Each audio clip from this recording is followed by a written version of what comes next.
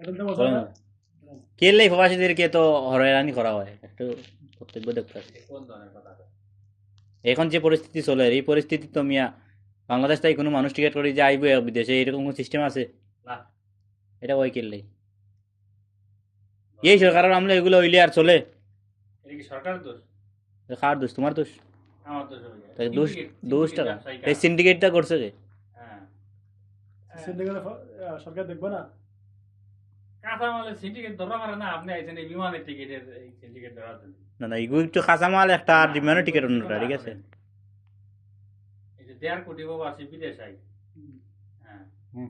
এরা যারা নিজে মালিকের টাকা দিয়ে তার টাকা হিসেবে আলাদা। ও আর যারা নিজের টাকাতে টিকিট কাটে, এখন বলে বর্তমান বেশিরভাগ নিজের টাকাতে টিকিট সৌদি কইয়া 1,80,000 টাকার মতো সর্বোচ্চ। এর আগে এত হয় না, এর এক লাখ আগে 1 লাখ নব্বই টাকার মতো ছিল, এক 90,000 লাখ টাকা। নব্বই 1,80,000 বর্তমানে। এখন হয়ে গেছে প্রায় 2 লাখের মতো, খালি আসতেই।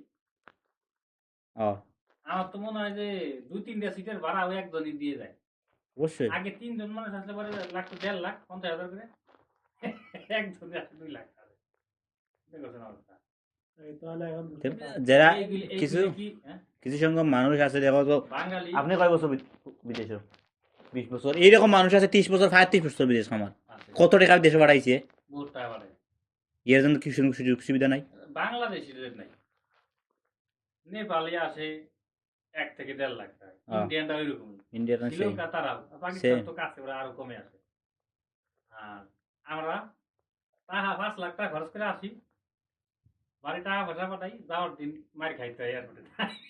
ও মানে প্রবাসী গেলে মনে হয় যে মিসকিন যা মিসকিন আছে, ভিক্ষা করাত গেছে দেশ। ভিক্ষুক করে ভিক্ষা করে আমরা ভিক্ষা তোলা দিয়ে যখন আমরা দেশে থাকি যখন অন্য দেশে আই মনে করে যে আমরা তারা মনে করে যে সে আলামছে কিন্তু আমরা যখন এই তো টাকা ইনকাম করে দেশে টাকা পাঠাইয়া যখন আমরা 5 বছর 10 বছরে দেশে যাইবো তখন দেখা যায় মিসকিন যার মাত্র এই নামছে গিয়ে কোনো সম্মান নাই। যে জামাই পাঠতেছে, মনে হয় তারাও মনে হয় সে হইয়া বইতাছে এনে। নাক মুখ ফাটাইতেছে মাইন্ড কি হচ্ছে এইরকম হইলে চলবো দেশ?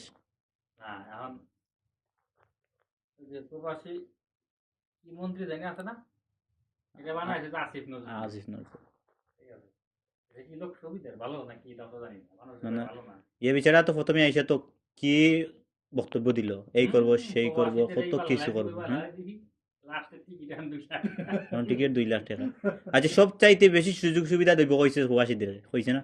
এই এই গণঅভ্যুত্থানের সব চাইতে বেশি অবদান আছে প্রবাসীদের সব চাইতে বেশি অবদান আছে। আমি যখন প্রথম বিদেশ বিএফি এলাম, বিএফি বিএফি এখন বলছে না। এই হয়েছে আমি তো যখন প্রথম বিদেশ এলাম তখন সৌদি বিএফি মানুষ সেবা 4 লাখ টাকা খরচ ও করে। এখন বিএফি সেবা তো দূরের কথা। এইজন খানির হোটেল একটা বানাইছে আর সেবা দেয় এখন। সেবা তো এখন। আচ্ছা, এই যে দালাল গুলো আমার 5 বিদেশে আসছে 4 লাখ টাকা দিয়ে মিটাইছে। হঠাৎ করে রেট এলো ছিল আগে 23 টাকা 22 টাকা সৌদি রেট, হঠাৎ করে 30 টাকা হয়ে গেছে। 30 টাকা যখন হয়ে গেছে তার দালাল কয় যে 4 লাখ হবে না, বেশি লাগে 5 লাখ টাকা দিতে হবে।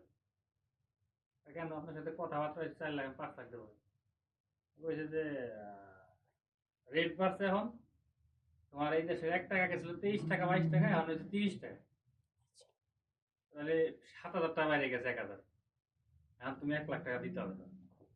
এখন ওই বিষয় তো ওই টিফাই পড়ে গেছে, ফাটা আছে টিফাই। লাস্টে আপনার ওই যে 1 লাখ টাকা বাদ দিয়ে দিয়ে তারপরে বিদেশে টিকিট তুমি কিছু দিতে হবে, পাসপোর্ট টিকিট কিছু দিতে হবে। ব্যাংকের রেট বাড়ছে এলে এর বিচার রেট বেড়ে গেছে। আমার উচিত ছিল কি ওটা ধরে দেয়, কঠিন বানান দেয় পুলিশে। আচ্ছা দেখো একটা বাঙালি যখন বিদেশে আয় তখন কত হাজার দালাল এমবেসি এক দালাল এরপরে গিয়ে তোমার ভাইলা ইনু এক দালাল দেশও আর এক দালাল ইন্ডিয়ানরা এখন দালাল ধরতে ধরতে দেখা যায় আরে টাকা দিতে দিতে শেষ হন না এখন এই জায়গা আচ্ছা, পৌঁছে সব শেষ। ইন্ডিয়ানরা আছে অফিসের মাধ্যমে, ও আর আমরা আছে আমার কোন মামা আছে, খালু আছে, বন্ধু আছে, হে 2-4 হাতে বদলে একটা দিছে পাইছে, আমি দিছি আপনার আপনি যে ধরে হেডিতে বদলা দিছে, বদলার সমুদ্রে সালারে, তাহলে এই 1 লাখ থার্মাল এমনি 3 এই লাখ যে টাকা। ওইগুলো যে জিও সরকার তাই পাস হয় 2 কোটি যদি আস্তে আস্তে আস্তে দেখা যায় 2 লাখ হ্যাঁ, মেম্বার পর্যন্ত 2 লাখ এর আগে শেষ। আর ইন্ডিয়ানরা সরাসরি মনে আপনার যে ইসের মাধ্যমে আসে, এই ইন্ডিয়ানি অফিসের মাধ্যমে কিংবা ইন্ডিয়ানি তারা সব চাইতে বেশি কম পয়সা ইন্ডিয়ানিরা শুধু টিকিট করিও আসতে পারে তারা। ওই আপনি একটা ইন্ডিয়ান লোক আনেন তো কম যে 2 লাখ টাকা দিছে আছে আমার জীবন আসছে নতুন লোক হইলে মারবো আর ভাইলে খান্তার 2 লাখ টাকা তরুণ যাও তোর বিষয়ে তুই এই করে পানিতে গুলাই এই করে লোকে টানছে না এটা 60,000 টাকা দিয়ে মাত্র আসছে। আপনার ঘরের পাশের যে ঘর তার পাকাইছিল ইন্ডিয়ান, আমি কথাবার্তা কইছি চলে গেছে বিচারা, ওরে আনতে এলো এই জায়গায় তাব্বাকের কাজ করার জন্য, সৌদি নিয়ে আইনে মজলিসে কাম করার মরুনের, ওরা চলে গেছে। কত টাকা লাগছে? প্রায় 60,000 টাকা। ঠিক আছে। এটা আমার সুমন দিয়েছে আপনার 7,000 রিয়াল লাগবে আর এক বছর জন্য আচ্ছা ভাই কথা এটা না, আপনি কি টিকিটের দাম সস্তা চান নাকি এয়ারপোর্টে লাঞ্চ চান, কি চান? না লাঞ্চ দেওয়ার কি দরকার?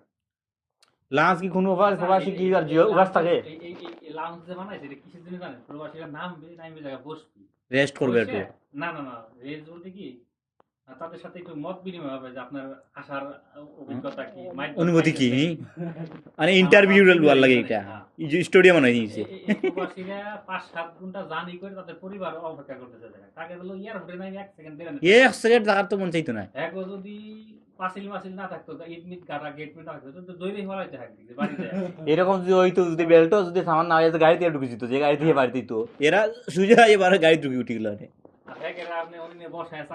টাইম নাই এরা যদি হোক কিছু পয়সাও দিব এখানে 10 মিনিট বসে গল্প করতো না এরা। আপনি করবেন আমি বসতাম না তো। টিকিট সুবিধা করো, মানুষের যাতায়াতের সামান সুবিধা হয়রানি না করা হয়, টিকিটের দাম কমা যাতে সহজে মানুষ আসতে যেতে পারে। প্রবাসী কল্যাণ মন্ত্রী একজন বলছে যে আমার সবচেয়ে বড় পরিচয় হচ্ছে বাংলাদেশ, আমার কাছে বাংলাদেশের আইডি কার্ড আছে, তারপরেও কেন আপনারা আমার ভেরিফিকেশন করতে পুলিশ মানে ইনি বাংলাদেশি কিনা, চেক করতে হবে, চেয়ারম্যান মেম্বার কিনা, মারার ফাটার করছে কিনা, এই সব তথ্য কেন নিতে হবে? বাংলাদেশি না, তার কাছে আইডি কার্ড আছে না, এ কি আসামি সামি এই কোন আসামি চেক করতে বড় যাই তার পাসপোর্ট করার অধিকার আছে। ফাস্টফুড তো বসে করতে হবে। আপনারা এই ভেরিফিকেশনের নাম করে 5,000 4,000 3,000 তার কাছে যা পারেন না। মানে এমন কোন জায়গায় ঠেকা না দেওয়া লাগে না, সব জায়গায় ঠেকা। করণীয় কি এটা বলেন ভাই, করণীয় কি বলেন? এখন গরমের ভিতরে টিকিটের যে দাম বাড়ছে, এখন প্রবাসীরা কি করতে পারে এটা বলেন? ওই যে শিল্পপতি গিয়ে সুযোগ সুবিধা দিয়ে রাখছে, হাজার হাজার কোটি টাকা লোন দেয়। এখন যদি তখন নাকি এখন ব্যবসা বাণিজ্য ডাউন হয়ে যায়, তখন 1,000 কোটি টাকা লোন দেয়, ব্যবসা বাণিজ্য খারাপ করে। শিল্পপতি যারা ওই যে বড় বড় টেক্সটাইলের মালিক, জুট মিলের মালিক, এই যে এগুলো হাজার হাজার কোটি টাকা লোন দেয় সরকার। জুলাইয়ের জিওর সময় এরা হচ্ছে বাংলাদেশের যে রিজার্ভের 10% 4% হলো তাকে, মানে তারা আর কি ধরে রাখছে, আর 6% হচ্ছে আপনার প্রবাসীরা। প্রবাসী যদি খালি হাল ছাড়ে দেয়, হ্যাঁ দেশটা দেখবেন ফুটো। এই দেখছো না জুলাই জিওর দেখছো না, যখন প্রবাসীরা যখন রেমিটেন্স বন্ধ করছে তখন রিজার্ভ তাকে ধরতে হয়েছে, রিজার্ভ তাকে অর্ধেক টাকা শেষ হয়ে গেছে। শেষ হয়ে গেছে কয়দিন আছে বন্ধ? মাত্র 15 দিন বা 10 দিন আসবে, 10 দিন। যদি 1 মাস যদি বন্ধ হয় তো কি অবস্থাটা হইতো কোথায়? এটা তো এরা বুঝে না, এরা মনে চাইতেছে কিছু টাকা যদি এখন উঠে দিতে পারে তাহলে রিজার্ভ পড়ে গেল, প্রবাসী টাকা দিয়ে রিজার্ভ পড়ে গেলো, আর এরা পকেটে আতায় আতাই ক্ষমতা ছাড়ি দিলে সারা জীবন খাইতে পারবে। ইন্ডিয়ার অবস্থা তো বলে ভালো না। ভারতে ভারত ভারতের যে আমেরিকা যে অবৈধ লোক গুলো চলে গেলে রে প্লেনের ভিতরে বলে পাইপ না জাপাত দেয় নাই, আপনার হাতটা বলে বাইন্দে নিয়ে 114 জন 14 জন হচ্ছে। 114 জন 40 আমি 14 জন না দিলাম না, 14 যাই জন হোক, হয়তো। হারাই দিচ্ছে এরা। এই বিষয়ে কোনো সংবাদ করে না ময়ূরঞ্জনে। না এইগুলো করতে না, হ্যাঁ খালি আছে বাংলাদেশে কি বাংলাদেশে কি পতাকা খেয়ে উড়াতে, বঙ্গবন্ধুর বাড়ি ভাঙ্গিলার, এই করিলার সেই করিলারতে, এইটা নিয়ে আসে পড়ে। ওইদিকে লাদাখে মনে করেন চীনা এসে ঢুকে পড়ছে, এটার কোনো খোঁজ খবর নাই। ওইদিকে ওই যে মিয়ানমারের লোকজন আইসা এরা রকেট ছুড়ছে ত্রিপুরায়, না না এটার কোনো সমস্যা নাই। এগুলা সমস্যা না, এতে আর বাংলাদেশ নিয়ে ওই যে একটা কথা কই, আমার তো মনে হয় না বাংলাদেশের মানুষ বাংলাদেশ নিয়ে এত ভাবে করি, এ যা ভাবে। ওই ছাগল রে, ছাগল একটা বাচ্চা ছাগল ধরে রাখবেন, গলায় দড়ি বাঁধে, দেখবেন যে এইদিক ওদিক ছুটে চলে যাওয়ার থাকে।